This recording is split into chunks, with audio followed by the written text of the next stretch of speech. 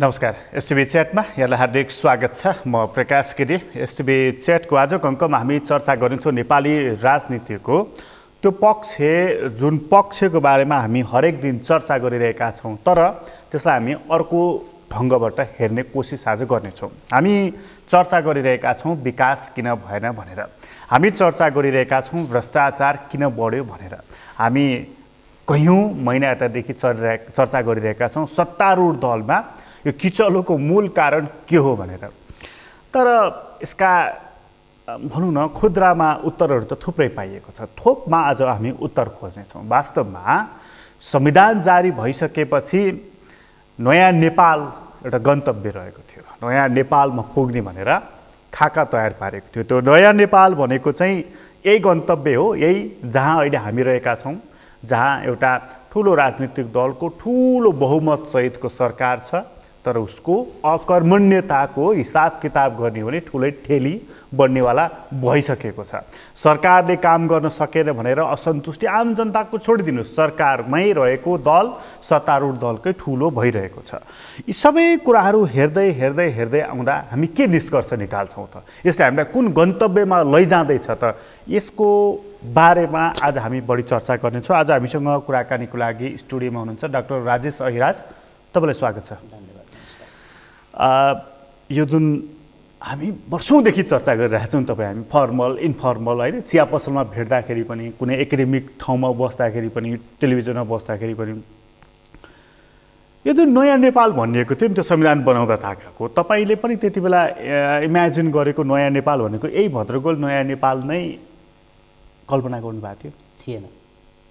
कम्तीमा के चाहिँ अपेक्षा गर्नुभएको थियो? मलाई त्यतिखेर पनि के लागेको थियो भने व्यवस्था परिवर्तन हुँदैछ, तर पात्र तिनै छन्, उनका स्कुलिङ तिनै छन् र नेपालका नेताहरू स्वचालित छैनन्, सञ्चालित छन्। त्यही भएर नयाँ नेपालको नाममा नयाँ कुरा चाहिँ आउला, तर त्यो परिवर्तन जनतासम्म आउँदैन भन्ने कुरा म चाहिँ पहिलादेखि नै निश्चित थिएँ र आज भोग्दै पनि छु कि हामी कहाँ आएका परिवर्तन नेताका लागि मात्रै ल्याइएका रहेछन्। ल्याइएको भन्दैछु है, ल्याएको होइन, ल्याइएको रहेछ।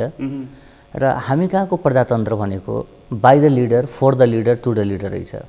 अर्थात् कुनै पनि पार्टीका नेताहरू वडा सदस्यदेखि लिएर माथिल्लो तबकासम्म मिलेर खाने र छुट्टिएर रुने, एउटा त्यही सिद्धान्तमा आधारित बाँचिराखेको छ। जनताका लागि माइक हातमा भएको बेलामा स्वर्ग बनाउने भन्ने यो जुन निष्कर्षमा तपाईँ पुग्नुभयो नि, जस्तो यो निष्कर्षमा चाहिँ तपाईँ कुन बखतमा पुग्नुभयो कि यहाँ जनतालाई केही हुनेवाला छैन र आफूमा चाहिँ मिलेर खान्छन् अनि छुट्टिएर चाहिँ झगडा गरेको देखाउने छन् भनेर, यो कुन दिन कुन घटनाले तपाईँ यो निष्कर्षमा पुग्नुभयो? जब संविधान निर्माणको प्रक्रियामा नेताहरू दन्त बझान गरेर राज्यको साधन स्रोतको दुरुपयोग गरे, जब नेताहरूले आफ्नो एजेन्डा स्थापित गर्ने, आफ्नो है, देश र जनताको होइन, आफ्नो एजेन्डा स्थापित गर्न, पार्टीको गुटको, पार्टी त नेपालमा छँदै छैन त, आजसम्म छैन। गुटको एजेन्डा स्थापित गर्न अलिकति असभ्य भाषामा भन्दाखेरि कुकुर कराते जब गर्न थाले, अनि मलाई त्यतिखेर अनुभूति भयो कि यो नेताले जनतालाई चाहिँ केही दिन सक्दैन। किनभने जुन देश वैदेशिक ऋणमा बाँचिराखेको छ, जुन देशमा जन्मिँदै नागरिकहरूको थोप्लोमा एउटा निश्चित रकमको ऋण थपिँदैछ, त्यो देशको नेताले म तलब खान्छु भन्ने, त्यो देशको नेताले मलाई सांसद विकास कोष देऊ भन्ने, त्यो देशको नेताले म पजेरोभन्दा तल चढ्दिनँ भन्ने, त्यो देशको नेताले सेवा सुविधाहरू खोज्ने, देश ऋणमा र नेता सेवा सुविधामा, यो सङ्केत आफैमा पर्याप्त थियो कि हामी कहाँ अब लिडर छैनन्, डिलरहरू मात्र रहेछन् र यिनले क्लेप्टोक्रेसीको नाउँमा जुनसुकै तन्त्र ल्याउँछन्, तर जनता लाभान्वित हुँदैन। विशुद्ध रूपमा यो क्लेप्टोक्रेसी आउँछ भन्ने लागेको थियो र मैले बोलेको पनि थिएँ त्यतिखेर।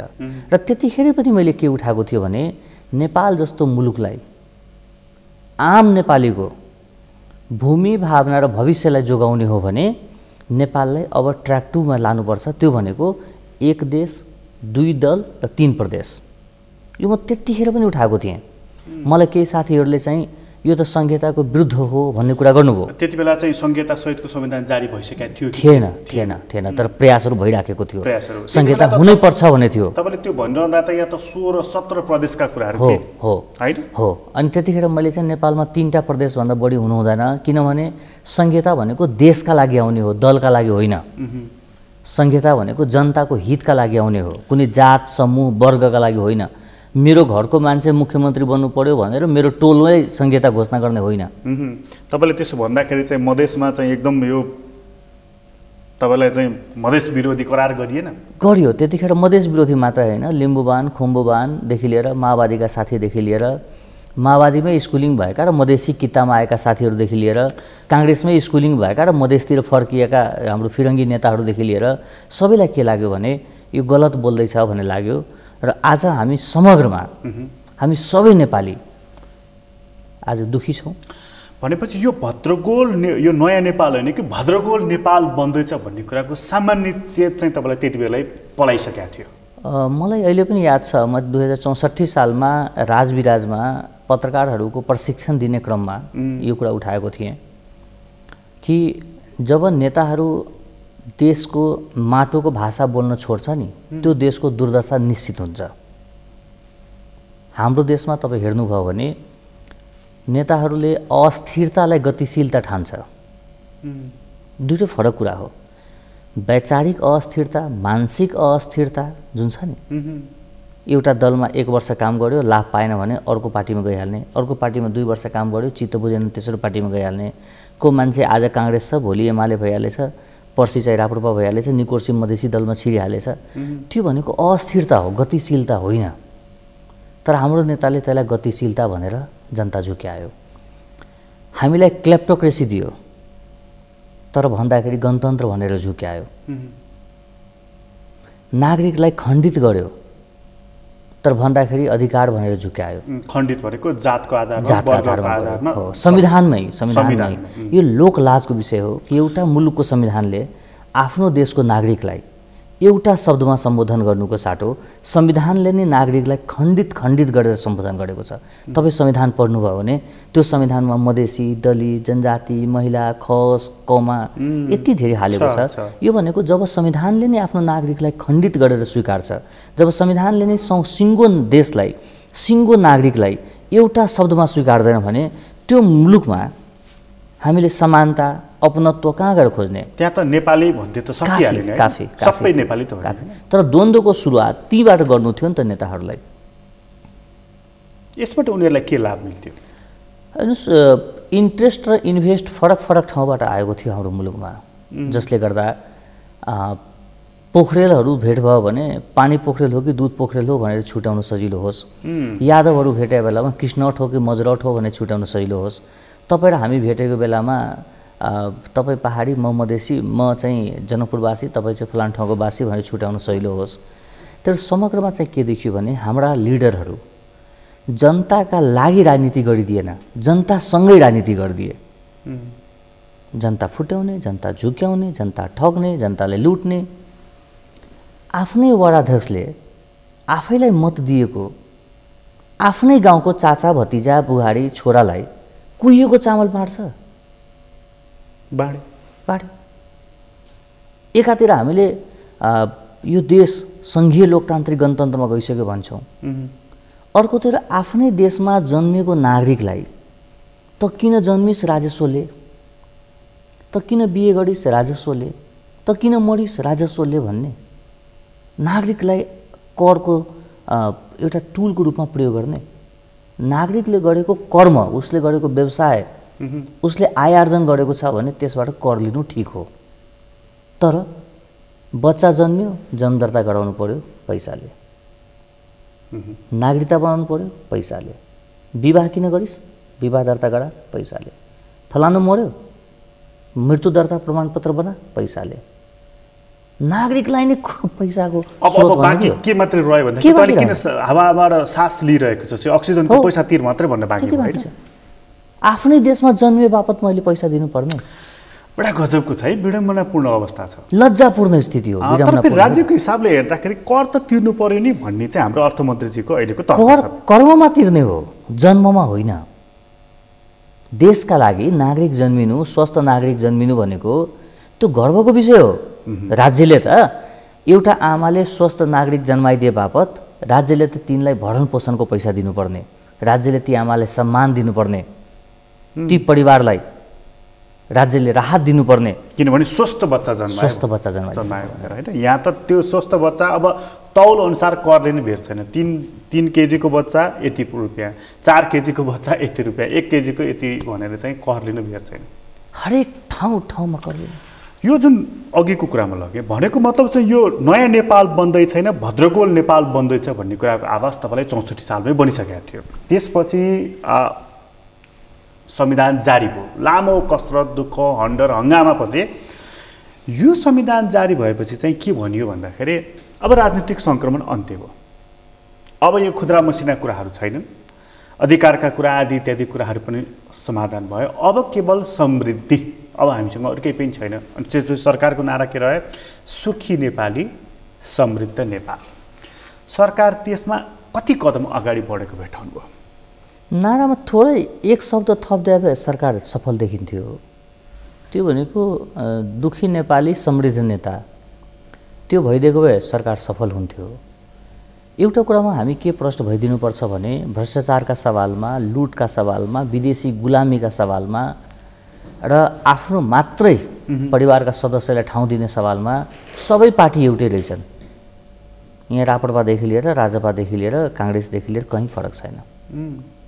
आफ्नै भाइले भ्रष्टाचार गरेको मुद्दा लागेपछि त्यसलाई संविधान सभाको सांसद बनाएन कमल थापाले? बनाए। राजा नभए हुँदैन, हिन्दू राष्ट्र लागू हुनुपर्छ भन्दाखेरि संविधानको विरुद्धमा त्यो स्टेटमेन्ट थियो नि। संविधानका विरुद्धमा स्टेटमेन्ट राख्ने र त्यही संविधानमा उपप्रधानमन्त्री बनेर नैतिकता गुमाएन कमल थापाले? संहिता मनै पर्दैन, संहिता मलाई चित्तै बुझ्दैन, म यो संहिता मान्दिनँ भन्ने मान्छे सङ्घीय प्रणालीमा उपप्रधानमन्त्री बनेर आफ्नो नैतिकता गुमाएन? चित्रबहादुर केसीले। तपाईँ कसको कुरा गर्ने? भनेको वैचारिक रूपमा चाहिँ सबै विशृङ्खल भइसकेका छन्, स्खलित भएका छन्। हैसियत बढाए, औकात गुमायो। मैले 66 सालतिर सुरुमै भनेको थिएँ नेपालमा मधेसवादी दल छैन, मधेस केन्द्रित दल मात्रै छ भनेको थिएँ। हुन त अहिले साथीहरूले सबैले मधेस केन्द्रित भन्न थालेछन् र मधेस केन्द्रित नेताहरूले म चाहिँ राष्ट्रवादी हो अथवा के हो भन्न थालेछन्। तपाईँ सम्झिनुभयो भने मधेसका जनतालाई उचालेर राज्यले शिक्षामा विभेद गर्यो, हामी आन्दोलन गर्नुपर्छ भन्ने, राज्यले हुलाकी सडक बनाइदिएन, हामीले आन्दोलन गर्नुपर्छ भन्ने, राज्यले स्वास्थ्यमा विभेद गर्यो, हामीले आन्दोलन गर्नुपर्छ भन्ने, आऊ म र 50 लाख दिन्छु भन्ने, जति शहीद हुन्छ सबैलाई रोजगारी दिन्छु भन्ने, राज्यले मधेसको महिलालाई ठाउँ दिएन, विभेद गर्यो भन्ने, ती दलबाट 74 जना मन्त्री बने। शिक्षा मन्त्री पनि बने, स्वास्थ्य मन्त्री पनि बने, भौतिक योजना मन्त्री पनि बने, कृषि मन्त्री पनि बने। तर सिङ्गो मधेसमा एउटा मल खादको उद्योग तपाईँ पाउनु भएको छ? सिङ्गो मधेसमा एउटा विश्वविद्यालय पाउनुभयो, सिङ्गो मधेसमा एउटा स्तरीय अस्पताल पाउनुभयो। मेरो नेता मलाई ठग्यो, मेरो सेवा गर्ला भनेको होइन, मलाई लुट्यो। 381 जना मधेसी शहीद बनाएर 74 वटा मन्त्रालय पायो। उनकै श्रीमती, उनकै छोरा, उनकै भतिजा, उनकै सालो, उनकै भाइ, जो मधेस आन्दोलनमा अनुहारसम्म देखिएको थिएन। कसमाथि विश्वास गर्ने? हिजो तपाईँले एउटा स्ट्याटस लेख्नुभयो नि यो सिराको सन्दर्भमा, बडा चोटिलो छ नि त्यो। पीडा छ नि मलाई। मेरो नेताले मेरो बाटोको लागि आएको बजेट ठगिरा लुटिराखेको छ। मेरो सन्ततिका लागि आएको स्वास्थ्यको बजेट मेरो नेताले लुटिराखेको छ। म किसानको छोरो हो, मेरो खेतका लागि आएको बजेट मेरै मधेस केन्द्रित दलका नेताले लुटिराखेको छ। मेरो भाइबन्धुहरू जसलाई कोरोना लागेको छ उनको उपचारका लागि आएको बजेट मेरै समुदायको नेताले लुटिराखेको छ। अनि मैले लेखेँ जय मधेस का नारा है, सरकारी पैसा हमारा है भनेर। प्रतिक्रिया क्या है? लाज भएको प्रतिक्रिया आउँछ। जय मधेस का नारा है, सरकारी बजेट हमारा है। या त्यो तकिया किन्दाखेरि, सिरकको खोल किन्दाखेरि पनि गरेको त्यो पैसाको त्यो रकम हेर्दाखेरि त अघि तपाईँले भन्नुभयो सबै राजनीतिक दल भ्रष्ट रहेछन् भन्ने कुरा चाहिँ एउटा निष्कर्ष निकाल्नु पर्ने भयो हैन? देखियो नि। तर हेर्नु न, केन्द्रमै हेर्नुहोस् न, तपाईँ केन्द्रमै हेर्नुहोस्, नेपाल कम्युनिस्ट पार्टीको निरन्तर बैठक चलिरहेछ हो। तपाईँले कुनै बैठकमा सुन्नुभयो कि माधव नेपालले, प्रचण्डले, झलनाथले यो बाढीको समस्या भयो, हामी पार्टीका कार्यकर्तालाई खटाउँ, मधेसमा एकजना मान्छे पनि डुबानमा जानु भएन, कहिले सुन्नुभयो? कोरोनाको समय भयो, हामीहरू आफूसँग भएका राशन साधन स्रोतहरू, पैसाहरू जनतामा पठाउँ, जनताको जीवन जोगाउँ, कहिले सुन्नुभयो? यो प्राकृतिक प्रकोपमा, कोरोनामा हाम्रा चेलीबेटीहरू असुरक्षित छन्, गर्भवती महिलाहरूलाई पीडा छ, ल पार्टीकै फन्डबाट 20वटा एम्बुलेन्स सरकारलाई दिउँ, कहिले सुन्नुभयो? पार्टीका कार्यकर्ताहरू परिचालन गरौँ, पार्टीको विदेश विभागलाई परिचालन गरौँ, विश्वभरिबाट पैसाहरू मगाउँ, जनतालाई राहत दिउँ, कहिले सुन्नुभयो? कसका लागि राजनीति गर्दैछन् यिनीहरू? जनता समाजवादी पार्टीको मिटिङ चलिरहेछ कार्यकारिणी, न कोरोनाको कुरा छ, न शिक्षाको कुरा छ, न स्वास्थ्यको कुरा छ, न भ्रष्टाचारका कुरा छ। कसका लागि राजनीति हुँदैछ? कसलाई ठग्दैछ? कति दिन ठगेर बस्ने हामी? त्यो प्रश्न के बुझिदिनुहोस् भने नेपालमा राजनीति भइराखेको छैन। राजनीतिको नाउँमा विशुद्ध अपराध हो यो। जनता मरिराखेको छ अस्पताल नपाएर। कसैमा चाहिँ आशा देखिराख्नु भएको छ? कोही एउटा त होला नि, कोहीले कसैले त गरिराख्या होला।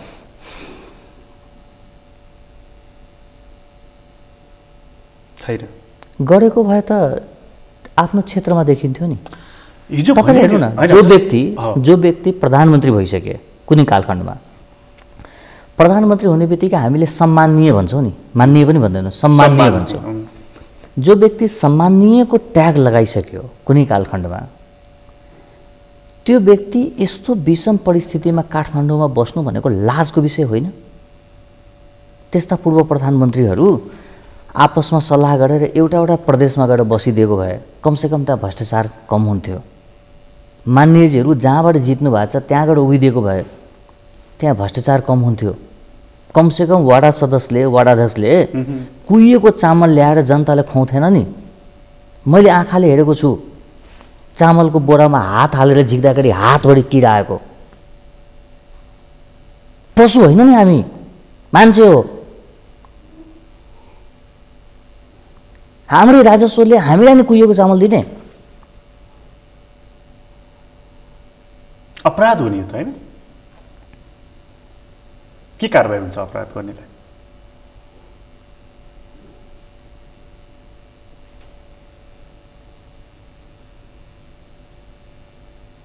तर्पी जनता मरिराखेको छ। जनकपुर वीरगञ्जमा 2 दिन पहिला अस्पताल खोज्दा ठाउँ नपाएर मान्छे मर्यो। त्यो यस कारणले चिन्ताको विषय भएन कि त्यो नेताको श्रीमती थिएन, नेताको छोरा थिएन, नेताको भाइ थिएन, नेता आफै थिएन। जुन दिन नेता मर्न थाल्छ नि त्यो दिन पीडाको बोध होला। प्रचण्डको आफ्नो छोरा मर्दाखेरि रोएको रोएन पशुपतिमा गएर? त्यस्तै पीडा भयो होला नि 17,000 नेपालीहरूको घरमा। बाबुराम भट्टराईको परिवारमा नयाँ सन्तान आउँदा फेसबुकमा राखेर कति उन्माद देखाएको थियो। 17,000 नेपालीको हत्या हुँदाखेरि त्यो पीडा बोध गर्न सकेन? कस्तालाई नेता मान्ने? किन नेता मान्ने? के को नेता हो त्यो? 4 चोटि प्रधानमन्त्री भइसकेको शेरदेउबाको गाउँको बच्चाहरू चप्पल नलगाइकन बसिराखेको छ। हिजो मात्रै मैले फेसबुकमा राखेँ। बुढानीकाठमा दरबार बनाएर हुन्छ?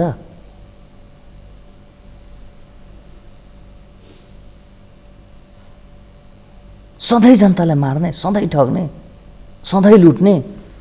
200 भन्दा बढी लासहरू विदेशमा कुहिराखेको छ नेपालीहरूको। तपाईँ सुन्नुभयो नेपाल कम्युनिस्ट पार्टीको बैठकमा त्यो लासहरू मगाउँ भनेर? त्यो हाम्रो खुन हो नि त्यो। 77 जिल्लामा जुनसुकै जिल्लाको, जुनसुकै परिवारको, जुनसुकै समुदायको भए पनि नेपालीको खुन हो त्यो। जाँदाखेरि माला लगाएर टीका लगाइदिएर बिदाई गर्ने हैन, खादा लगाइदिएर फर्कदाखेरि बट्टामा बन्द भएर आउने। कुनै पीडा छैन, कुनै पीडा छैन। फेरि तपाईँ कहिले कुनै मन्त्रीलाई कुनै नेताले हेर्नु भएको छ एयरपोर्टमा गएर त्यो लासहरूलाई को विषयमा चिन्ता व्यक्त गरेको? अथवा लासहरू आउन थालेपछि त्यो व्यक्तिको बिमा गरिदिउँ त्यसको परिवार विचलित नहोस् भनेर कहिले सुन्नु भएको छ? कहाँ छौँ हामी? केलाई राजनीति भन्दैछौँ? कस्ता ठगलाई हामीले नेता भन्दैछौँ?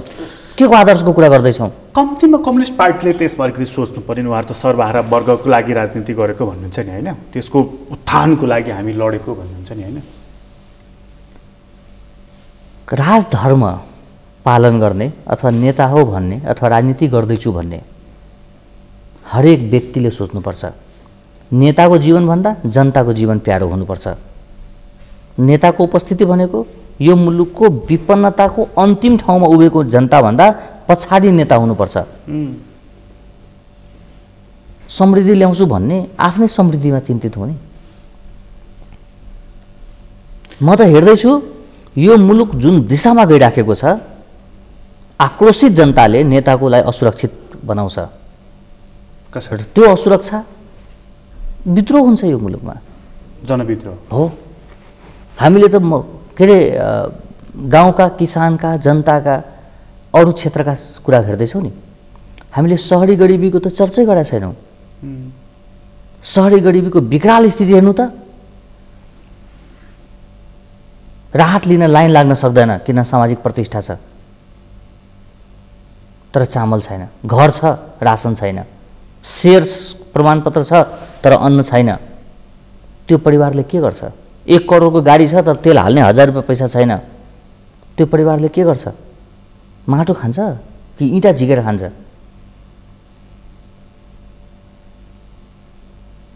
नफर्किने गरी सिद्ध्याउँछ यो नेताहरूलाई। तपाईँले के लाग्छ? त्यो 17,000 परिवार उसको नयाँ पुस्ता आइसक्यो। यो अहिलेको जुन यो तपाईँले जुन पब्लिकमा देखेको फ्रस्ट्रेसनको एउटा रूपलाई यहाँ जुन प्रस्तुत गर्नुभयो नि, के त यसलाई एउटा विद्रोहको रूप लिने भनेको एउटा मास फ्रस्ट्रेसनमा जाने अनि एउटा विद्रोहमा जाने लगभग सिभिल वारको दिशामा जान्छ? मैले तपाईँकै टेलिभिजनमा आजभन्दा 2 वर्ष पहिला भनेको थिएँ कि नेपालका नेताहरूले हामी जनतालाई गणतन्त्रको नाउँमा क्लेप्टोक्रेसी दियो। क्लेप्टोक्रेसी भनेको चोरतन्त्र हो।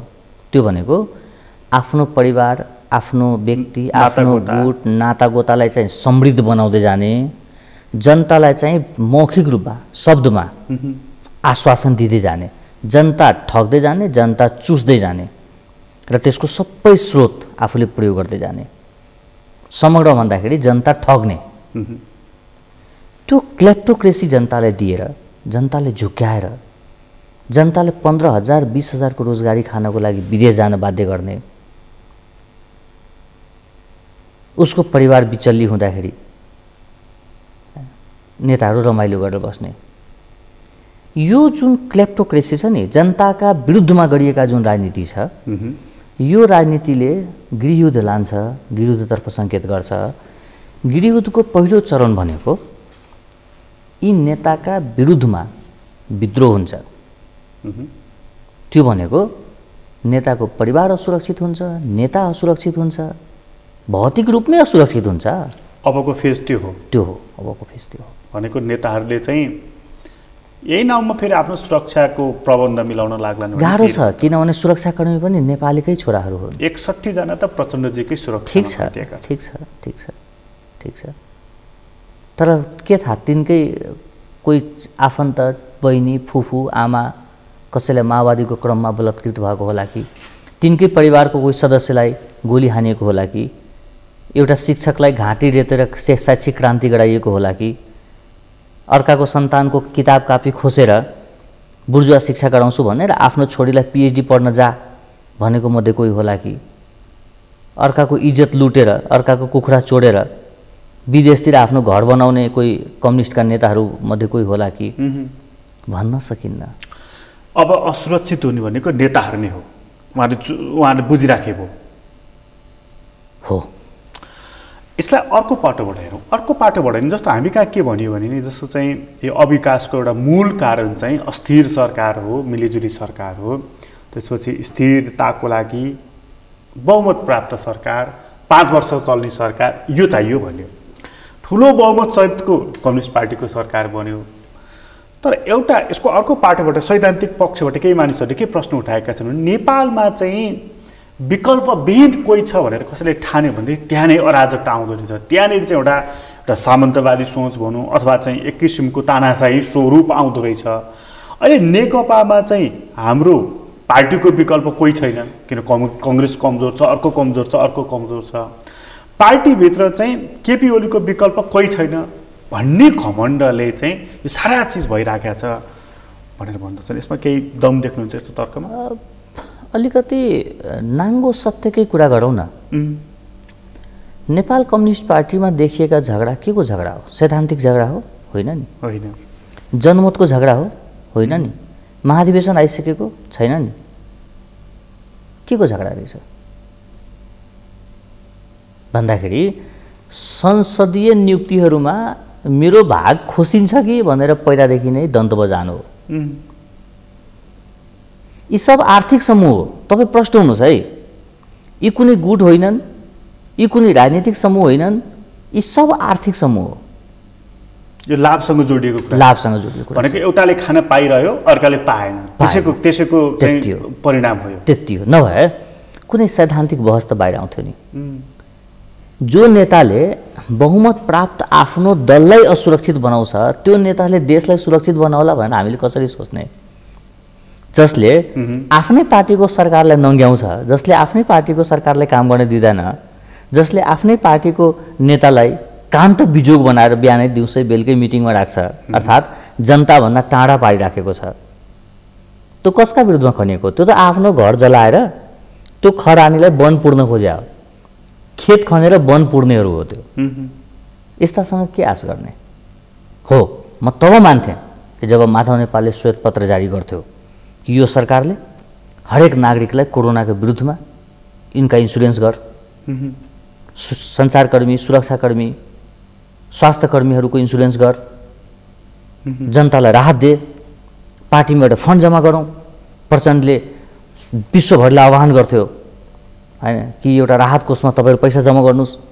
प्रचण्ड आफै आफ्नो क्षेत्रमा अथवा लप परेको सिराको क्षेत्रमा गएर बस्थ्यो। अहिलेको समय भनेको देश र जनताभन्दा 1 इन्च पनि तल कसैले सोचिराखेको छ वा माथि कसैले सोचिराखेको छ भने त्यो विशुद्ध रूपमा राजनीतिक ठग हो। त्यो जनताको जीवनभन्दा महत्त्वपूर्ण हुन्छ पार्टी? त्यो त सम्भवै छैन। जनताको आक्रोशभन्दा ठुलो हो पद? जनताको चुलो बोलेको छैन। जनतालाई थुनेर कोरोनाको समस्या समाधान हुन्छ? यो नेकपाको यो प्रकरणमा चाहिँ ठुलो गल्ती प्रचण्ड माधव समूहको देख्नुहुन्छ कि ओली समूहको देख्नुहुन्छ? म त पार्टीकै हेर्छु। त्यो पार्टीमा विज्ञ समूह भनेछ, सञ्चारहरूको समूह भनेछ, सल्लाहकारहरूको समूह छ, त्यो पार्टीमा महिला सङ्गठनहरू छ, त्यो पार्टीमा जति पनि सङ्गठनहरू छ नि त्यो सङ्गठनहरू खास केका लागि जन्मेको? लाज लाग्दैन त्यो सङ्गठनका पदाधिकारीहरूलाई? त्यहाँ अन्य सबै भने जन्तु छ नि एउटा छ, उनीहरूले त्यो नेताले उनकै घरमा घेर्न सक्दैन? यो समय भनेको पार्टीको दलगत छलफल गर्ने बेला हो कि जनताको जीवन जोगाउने छलफल हो भनेर यी नेताहरूले बालुवाटारमा अथवा यी नेताको घरमा जान सक्दैन? के का लागि भातृ सङ्गठन खोलेको? नेताको गुलामी गर्नलाई कि नेताको पाउँ पूजा गरेर घर भाडा लिनलाई खोलेको? यस्ता नपुंसक सङ्गठनहरूसँग भोलि हामीले के आश गर्ने? नेताले मात्र दोष दिएर हुन्छ? त्यसको संरचना छ नि, त्यो पार्टीको संरचना छ, सङ्गठन छ, त्यहाँ बुद्धिजीवीहरू छ। तपाईँ कहिले सुन्नु भएको छ नेपाल कम्युनिस्ट पार्टीका 50 जना बुद्धिजीवीहरूले एउटा कार्यक्रम गरेर यस्तो नेताले यो गर्नु पर्थ्यो यो गर्नु पर्थेन भनेर? छैन नि। किन छैन भने त्यो बुद्धिजीवीहरू सब हनुमानै रहेछ। हो, बरु के चाहिँ सुन्यो भन्दा कोही एमाले, कोही माधव नेपालको, कोही झलनाथको, कोही देउबा के अरे उसको प्रचण्डको, सब हनुमानेहरू हो भनेको। बरु के चाहिँ सुन्यो? केन्द्रीय कमिटीका सदस्यहरूले मिल मिल मिल भनेको सुन्यो। के मिल्ने हो? अनि विवाद के को? विवाद चाहिँ के हो? त्यो प्रश्न हुनुपर्छ। त्यो कुरा प्रश्न नगरिकन मिल भन्नुको मतलब त्यो नेपाल कम्युनिस्ट पार्टी जस्तो सङ्गठित दलमा त्यहाँ रहेका भातृ सङ्गठनका संरचनाहरू, त्यहाँ रहेका मतदाताहरू, त्यहाँ रहेको आजीवन लेबी दिने पात्रहरू, त्यो पार्टीबाट प्रत्यक्ष अप्रत्यक्ष जुडिएका पात्रहरू जिउँदो छन् कि छैनन्? 8 लाख सदस्य छन् हाम्रो, सङ्गठित सदस्य छन् र तिनी लेबी तिर्छन् भनेर उहाँहरू जुन भन्नुहुन्छ नि गर्वका साथ, त्यसमध्ये 50,000 बाहिर निस्के हुन्थ्यो नि त। 8 लाख देशका लागि, जनताका लागि। नेताले गल्ती गर्छ भने कठालो समातेर फाल्नको लागि।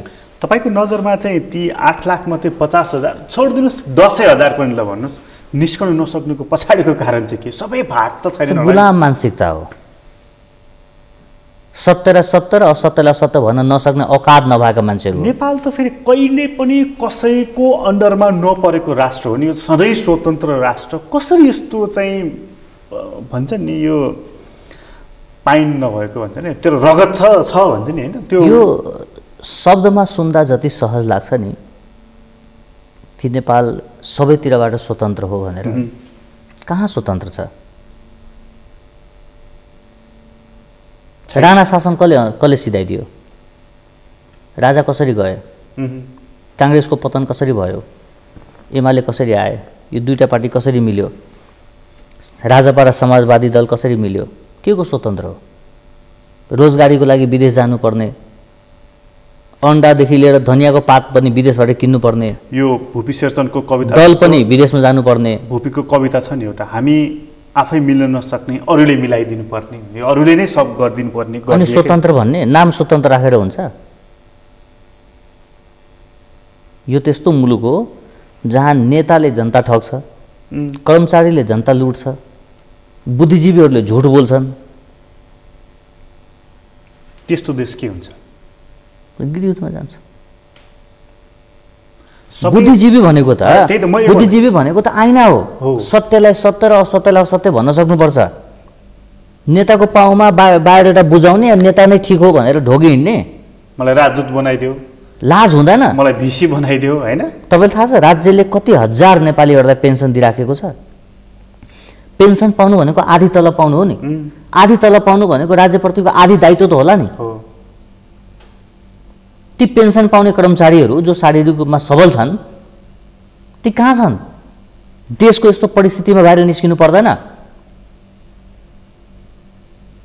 उनीहरू आफ्नो घर अगाडि बनेको बाटोको अगाडि उभिनु पर्दैन भ्रष्टाचारका विरुद्धमा उभिनु पर्दैन ती पेन्सन खानेहरू राज्यको राजस्व खाएको हो नि त कसरी रुचिरहेछ त्यो पैसा उनीहरू गएर त्यो कोरोनामा भएको भ्रष्टाचारहरू सडकमा भएको भ्रष्टाचारहरू शिक्षामा भएको भ्रष्टाचारहरू त्यसका लागि बोल्न सक्दैन प्रशिक्षण दिन सक्दैन उनीहरू विद्रोहमा आउने बाहिर आउने सडकमा पर्दैन अभिभावकको भूमिका निर्वाह गर्दै हुन्छ मेरो गाउँको हैन मेरो गाउँको 10 जना रिटायर कर्मचारीले मेरो गाउँको गाउँपालिकामा आएको बजेटको विषयमा छलफल चलाउन सक्छ नि गाउँमा कि शिक्षामा यति बजेट आएको छ स्वास्थ्यमा यति छ सडकमा यति छ यसमा यति चलाउन सक्छ त्यहाँ ठेकदारले काम गरिरहेको त्यहाँ उभिदिन त सक्छ नि कि बालुवामा सिमेन्ट कति मिलायो पानी कति हाल्यो ढलान कति इन्ची गर्यो उभिन त सक्छ नि त्यति पनि महत्त्व छैन आफ्नो देशको लागि भिख लिएको हो के पाएको त्यो पैसा किन लिएको त्यो पैसा आफ्नै देशमा भइराखेको भ्रष्टाचारमा मौन बसेर खुइ खुइ खुइ पेन्सन खाने अलिकति लाज छैन यहाँ त त्यो भ्रष्टाचारलाई नियन्त्रण गर्ने हाम्रा निकायहरू छन् नि संवैधानिक निकायहरू सबैभन्दा बढी लाज त तिनलाई हुनुपर्ने होइन र लाज त मलाई भइरहेछ सबभन्दा बढी न्यायालय हेर्यो त्यस्तै छ पत्रकारिता हेर्यो त्यस्तै छ कर्मचारी हेर्यो त्यस्तै छ नेता हेर्यो त्यस्तै छ बुद्धिजीवी हेर्यो त्यस्तै छ त्यो बिचरा निमुखा जनताहरू बाँच्नका लागि त्राहिमाम गइराखेका छन् सङ्घीय लोकतान्त्रिक गणतन्त्र भन्छौँ हैन आफ्नै देशमा आफै असुरक्षित भइराखेको छौँ हर समय जनतालाई डर छ भैँसी बेच्यो कर लिन्छ साग बेच्यो कर लिन्छ झरमा बच्चा जन्मियो कर लिन्छ पीडा हुन्छ यो यस्तो भएपछि नि जस्तो यो जुन यो पीडा जुन छ नि यो पीडा जुनको बारेमा तपाईँले बोलिराख्नु भएको छ यो पीडाले चाहिँ व्यवस्थाप्रति नेताप्रति यो हाम्रो व्यवस्था यो हाम्रो देश यी हाम्रा नेता भने अपनत्व पलाउँछ सवालै आउँदैन कुनै खालको अपनत्व पनि आउँदैन त्यति बेला यो अपनत्व आउँदैन जब यो अपनत्व आउँदैन त यो सब चिज त के हुन्छ लावारिस हुन्छ अनि असुरक्षित पनि हुन्छ अनि मैले त्यही भन्छु नेपालका नेताहरू हैसियत बढायो औकात सिध्यायो आज आम नागरिकलाई यस्तोसम्म भइसकेको छ कि सामनेबाट कोही मान्य नआइदिएको भए हुन्थ्यो सामनेबाट कोही मन्त्री नभेटेको भए हुन्थ्यो नमस्कार गर्नु नपरे भए हुन्थ्यो घिन लागिसक्यो क्रान्तिकारी भाषण सुन्दा घिन लाग्छ। चेलीबेटी बलात्कृत भइरहेछन्, 70 जना 90 जना सुरक्षाकर्मी लिएर आफै हिँडेछन्, हेर्दाखेरि घिन लाग्छ। फेरि माला लाउनु पनि त हाम्रै जनता जान्छन् त, कहाँ लगाइरहेछन्? अब जेलबाट निस्किँदाखेरि पनि 90 किलोको माला लगाइदिएर स्वागत पनि त यही देशमा हुन्छ। त्यो कार्यकर्ताहरू हुन्, जनता होइनन्। जनता बदनाम नगरौँ, त्यो कार्यकर्ता लठैतहरू हो। पहिला नेताको जुन रुतबा थियो, काठमाडौँबाट एउटा नेता मधेस आउँदैछ, मेरो गाउँ आउँदैछ भन्दाखेरि गाउँभरिको मान्छे जम्मा हुन्थ्यो। अहिले 5 जना नेता मिलेर एउटा गाउँमा गयो भने टोलको मान्छे भेट्दैन। यो बिचमा हाम्रो प्रधानमन्त्रीले चाहिँ अलिकति पोलिटिकल हाइट बढाइराख्नु भएको छ, खास गरी राष्ट्रियताको सन्दर्भमा। प्रधानमन्त्रीले दुईवटा कुरा राम्रो गर्दै हुनुहुन्छ। एउटा चाहिँ नेपाललाई अन्तर्राष्ट्रिय जगतमा स्वतन्त्र पहिचानका साथ आफ्नो फरक अनुहार देखाउने, नेपाल हामी फरक हौँ, हामी स्वतन्त्र हौँ भनेर अन्तर्राष्ट्रिय स्तरमा एउटा उचाइ दिने। अर्को चाहिँ भ्रष्टाचारका विरुद्धमा मुद्दाहरूमा सरकार राख्ने कि यो मुद्दा बढी से बढी फैसला होस्, कि बढी से बढी भ्रष्टाचारका मुद्दा फैसला भयो भने बढी से बढी चर्चा हुने हो। तर त्यो सँगसँगै दुईवटा कुरा नराम्रो गर्दै हुनुहुन्छ। एउटा चाहिँ संरचनागत रङ्गभेदमा रमाउनु भएको छ, अर्थात् एउटै समुदायका व्यक्तिहरूलाई विभिन्न ठाउँमा नियुक्त गर्ने, अर्को समुदायलाई मुद्दा दिने, रेसिकल डिस्क्रिमिनेसनमा रमाइराख्नु भएको छ। अर्को चाहिँ हायर एन्ड फायर गर्न सकिराख्नु भएको छैन। जस्तै न्यायालयमा घोर अपराध भयो, न्यायाधीशबाट न्यायालय नै असुरक्षित भयो, न्यायालयको मानमर्दन गर्न न्यायाधीशको निर्णय नै काफी भयो। कतिपय पात्रहरूले गरेका निर्णयहरू आम नेपालीको न्यायालयप्रतिको आस्था खसाइदियो। त्यस्ता पात्रहरूलाई त्यतिखेरै सस्पेन्ड गर्नुपर्थ्यो। कार्यपालिकाले त गर्न सक्दैन नि त्यो काम। महाभियोग लाउन सक्छ नि, संसदबाट सकिन्छ नि। त्यो संसद त उहाँले नै बन्द बोल्न त सकिन्छ नि, उहाँले नै बन्द गरिदिनु हो, तर सकिन्छ नि गर्न। चाहनु भने त सक्नुहुन्छ नि। त्यो भ्रष्टाचारको सन्दर्भमा त प्रधानमन्त्री पनि त इम्पार्सियल हुन सकिराख्नु भएको छैन नि। फलाना होइन त्यो कहाँ त्यो दोषी छैन, त्यो होइन त्यसको त त्यस्तो होइन, त्यो त प्रतिभा हो काभ्रेको, त्यो झापाको राम्रो मान्छे हो, मतलब उहाँको त यो हालको चाहिँ पहिल्यै भर्टिक आउँछ नि। अब त्यो चाहिँ प्रधानमन्त्रीको तहमा बसेर बोल्ने कुरा चाहिँ होइन। उहाँले त्यो कुरा बोल्नु हुँदैन, उहाँ ग्राभिटी त्यो चाहिँ मेन्टेन गर्नुपर्छ। तर अरू पात्रहरू हेरिकन नेपाल कम्युनिस्ट पार्टीभित्रकै पात्रहरू हेर्नुहोस्, अरू पात्रहरू हेर्नुहोस्, उहाँलाई हेरिकन कमसेकम यो प्रधानमन्त्रीले विदेशीका हनुमानहरूलाई कुद्ने काम चाहिँ बन्द गराइदिएको छ। विदेशी एजेन्टहरूलाई बेरोजगार बनाउने काम चाहिँ गरिदिएको छ। दूतावासहरूका मान्छे घुमिराख्ने, कुदिराख्ने, मन्त्रालय कुद्ने, सचिवलाई भेट्ने, खर्दार मुखियालाई भेट्ने, होइन, हरेक कुरामा इन्ट्रेस्ट राख्ने, त्यो काम चाहिँ कमसेकम उहाँले बन्द गरिदिनु भएको छ। इन्डियनहरूको चाहिँ बन्द गराइदिनु भयो, चाइनिजहरूको चाहिँ फेरि होइन, फाइल त कसैको बन्द भएको छैन। जस्तो तपाईँले सुन्नुभयो होला, एसडिपी चाहिँ 3 वर्षको लागि सुरु भयो, काम रुकेको छैन, तर प्रभाव जुन खालको थियो त्यो चाहिँ घटेको छ। दक्षिणको प्रभाव घटेर उत्तरको प्रभाव बढेको हो अहिले चाहिँ देखियो, अहिले चाहिँ त्यो कुरा देखियो। त्यो पनि त फेरि लाभदायक हुँदैन नि कालान्तरमा। हाम्रो देशको लागि चाहिँ अथवा कुनै पनि स्वतन्त्र राष्ट्रको लागि कुनै पनि खालको वैदेशिक हस्तक्षेप लाभदायक हुँदैन, कसैको लागि हुँदैन। तपाईँले अघि जुन एउटा बडा महत्त्वपूर्ण कुरा गरिदिनु, त्यो मान्छे जब जन्मिन्छ, जन्मिने बित्तिकै उसको टाउकोमा चाहिँ 32-33 हजार चाहिँ ऋण लिएर चाहिँ जन्मिन्छ। अझ आँकडा अझ बढी पनि हुनसक्छ। अहिले पछिल्लो विश्व ब्याङ्कसँग ऋण लिएर प्रधानमन्त्री स्वरोजगार कार्यक्रम भनेर अहिले जुन बाख्रा धपाउने, बाँदर धपाउने जुन कामहरू पुनः सञ्चालन गरिएको छ नि, यस्ता कामहरूले प्रधानमन्त्रीको ओज, सान, मान बढ्छ त? एउटा व्यक्तिलाई भन्दा पनि संसदमा रहेका जति पनि सांसद छ नि,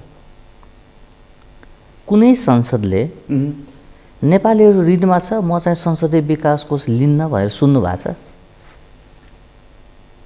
नेपालीहरू ऋणमा छन्, म चाहिँ राज्यका एक पैसाको सदुपयोग गर्छु, भ्रष्टाचार हुन दिन्न भनेर सुन्नु भएको छ? 6 अर्बको त गाडी नै किनेको रहेछ यो वर्ष। पदाधिकारी नियुक्त भएको छैन, गाडीहरू पहिले आइसक्यो।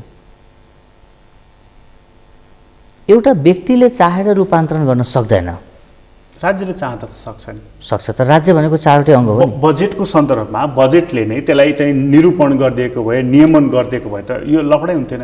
यसपटक हामी सङ्कटमा छौँ, सांसदहरूलाई त्यो कोषमा हामी 6 करोड रुपियाँ प्रति सांसद दिन सक्दैनौँ भन्दा त टन्टै सकिन्थ्यो। यहाँ त के भइराखेको छ भने कर्मचारीहरू राजनीति गर्ने, नेताहरू जागिर खाने, तलबी नेता छ नि त हामी कहाँ। हामीले जनप्रतिनिधिलाई तलब दिइराखेको छौँ, तलबी नेता छ, नेताहरू जागिर खाइराखेको छ, कर्मचारीहरू राजनीति गरिराखेको छ, बुद्धिजीवीहरू गुलामी गरिराखेको छ। यो देश यो दुर्दशामा आउनुको पछाडि एउटा ठुलो स्टेक होल्डर भनेको सिभिल सोसाइटी हो, नागरिक समाज हो, जसलाई कतिपय मान्छेले डलरे भन्छ, कतिपय मान्छेले एउटा समूहको भन्छ, पार्टीको भन्छ। सबै पार्टीको आफ्नो नागरिक समाज रहेछ। नागरिक समाज पनि पार्टीको हुन्छ, पार्टी पिछेको नागरिक समाज। डक्टर पनि पार्टीको हुन्छ, पत्रकार पनि पार्टीको हुन्छ। कति ठुलो लाजको विषय हो। हामी कुन ठाउँमा बाँचिराखेको छौँ भन्दाखेरि 21औं शताब्दीको कुरा गर्छौँ, तर जीवनशैली हेर्नु त, सोच्ने स्तर हेर्नु त। मान्छे मर्यो भने कुन जातको मान्छे मर्यो त्यो अनुसार समाचार छाप्छौँ हामी। दलितले बाहुनको बलात्कार गर्दा एक खालको सोच, बाहुनले दलितको बलात्कार गर्दा अर्को खालको सोच हामी राख्छौँ। त्यसलाई अपराधको नजर हेर्दैन, अपराधको नजरबाट होइन कि जातको नजरबाट। हामी कस्तो खालको पत्रकारिता गर्दैछौँ। हाम्रो मानवाधिकार कर्मीहरू काठमाडौँमा भएको घटनालाई एउटा, रोल्पामा भएको घटनालाई अर्को रूपमा हेर्छ। मधेसमा भएको घटनाले त घट्नै मान्दैन। कुन खालको मानवाधिकारको कर्म हामीले गर्दैछौँ। यो जुन विचार शून्यता देखियो नि सबै पक्षमा, जस्तो राजनीतिक कर्मीमा, बुद्धिजीवीहरूमा, पत्रकारहरूमा, सिभिल सोसाइटीमा भनौँ, यसलाई समग्रमा यो जुन विचार शून्यताले अहिले तपाईँले भन्नु नि गृहयुद्धमा लैजान्छ र सबैभन्दा पहिला गृहयुद्धमा गयो भने असुरक्षित राजनीतिक नेताहरू नै हुन्छन् भनेर होइन। र ठिक छ, गृहयुद्ध पनि भयो, त्यसपछि चाहिँ यो व्यवस्था चाहिँ सुरक्षित रहन्छ? रहँदैन। यो व्यवस्थाको आयु अब धेरै छैन। यो व्यवस्था जनताको चाहना बमोजिम आएको व्यवस्था होइन। यो नेताले ल्याइदिएको, कसैले भनिदिएको, कसैले थपिदिएको। तपाईँ स्वयं साक्षी हो। 64 सालको निर्वाचनमा कुन चाहिँ पार्टीले राजा हटाउँछु भनेर घोषणापत्रमा लेखा थियो कसैले? थिएन। कुन चाहिँ पार्टीले नेपाललाई हिन्दू राष्ट्र हटाउँछौँ भनेर लेखा थियो कसैले? अनि घोषणापत्रमा लेख्दै नलेखेको कुरा लागू गर्नु भनेको जनता ठग्नु होइन? अनि ठगसँग सजाय हुनुपर्ने होइन? त्यो जनमत हो जनताले दिएको, त्यो विषयमा जनमत दिएको थियो। आफ्नै देशको जनतालाई ठग्नेलाई राजनीति भन्छ? हामी कहाँ राजनीति भइरहेछ? कसका लागि राजनीति भइराखेको छ? को चाहिँ नेता हो? कसलाई नेता मानिदिनु पर्ने हो? किन मानिदिनु पर्ने हो? के चाहिँ गरिदिएको छ? हजारौं सवाल छन् जनताको नजरमा।